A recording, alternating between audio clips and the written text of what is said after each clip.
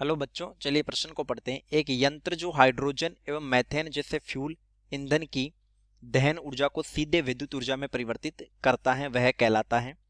चार विकल्प दिए, सही विकल्प का चयन करना है। तो चलिए सबसे पहले प्रश्न के मुख्य उदाहरण पे बात करते हैं। ईंधन सेल अथवा फ्यूल सेल, ऐसे सेल जो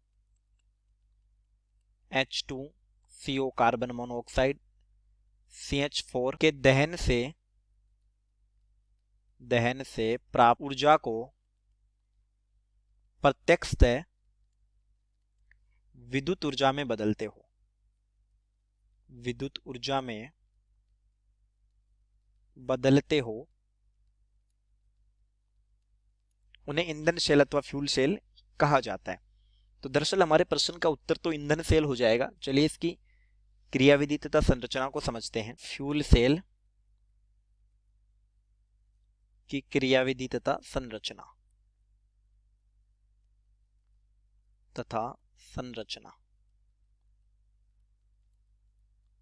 देखिए इस सेल में दरअसल होता क्या है, हाफ O2 प्लस H2 ये बन जाता है H2O और साथ में बहुत ज्यादा मात्रा में ऊर्जा बनती है, जिसको विद्युत ऊर्जा में परिवर्तित करने का काम इस सेल का होता है। ये समीकरण कैसे बनती है अभी हम समझेंगे, लेकिन उससे पहले कुछ बातें। इस सेल में छिद्रित कार्बन युक्त इलेक्ट्रोड प्रयुक्त किया जाता है। इलेक्ट्रोड प्रयुक्त किया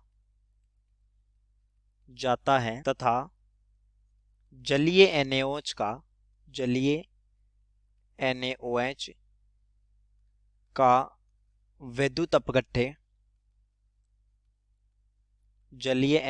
विद्युत अपघट्य विलयन प्रयुक्त किया जाता है। इस सेल में H2 तथा O2 को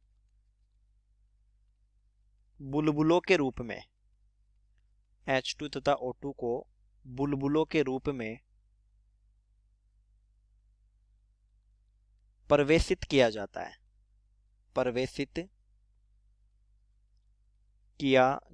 है।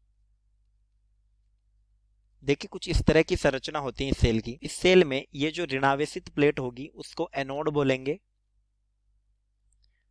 और धनावेशित प्लेट को बोला जाता है कैथोड।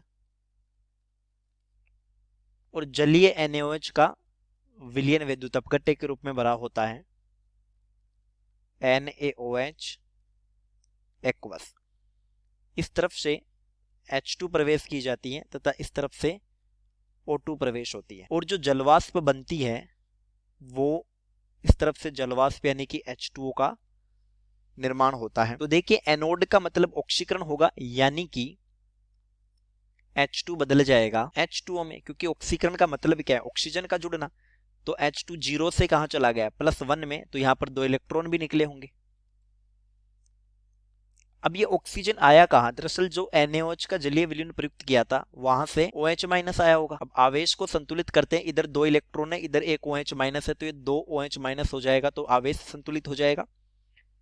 हाइड्रोजन इस तरफ 4 हो गए, तो ये 2H2O कर देते हैं, ये अभिक्रिया हो जाती है एनोड की, ऑक्सीकरण है। कैथोड पर हमें पता है क्या हुआ होगा, अपचयन, यानी कि हाफ O2 ये बदल गया। अपचयन का मतलब हाइड्रोजन का जुड़ना, OH-, ऑक्सीजन जीरो से चला गया, ऑक्सीजन -2 में, तो 2 इलेक्ट्रॉन यहाँ पर जुड़े होंगे। आवेश को संतुलित करेंगे, ये 2 इलेक्ट्रॉन है तो इधर 2 OH- हो जाएगा। अब इस तरफ ऑक्सीजन कितने हो गए, 2, और हाइड्रोजन कितने हो गए, 2, तो यहां हम कर लेते हैं +H2O। तो अब ऑक्सीजन भी संतुलित हो गए, हाइड्रोजन भी और आवेश भी, ये अभिक्रिया हो जाती है कैथोड की। तो जो संपूर्ण सेल अभिक्रिया हो जाएगी वही हमारी पुरानी सेल अभिक्रिया निकल कर आ जाएगी, हाफ O2 प्लस H2O।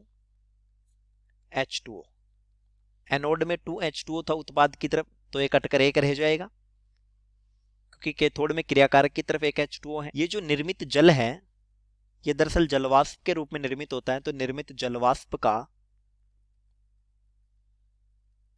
संघनन किया जाता है, संघनन किया जाता है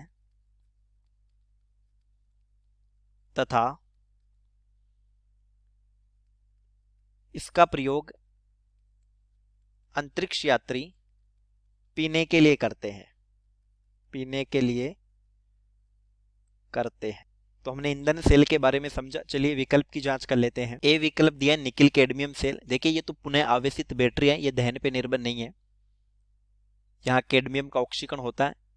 फ्यूल सेल बी दिया है, फ्यूल सेल, इसको H2O2 सेल भी बोलते हैं, H2O2 सेल। सी दिया है विद्युत अपघटनी सेल, यहाँ पर तो विद्युत ऊर्जा को काम में लिया जाता है। और डायनेमो ये जनरेटर की तरह है जो दिष्ट धारा उत्पन्न करती है। तो हमारा सही उत्तर हो जाएगा बी फ्यूल सेल। चलिए उम्मीद करता हूँ प्रश्न समझ आया होगा। धन्यवाद।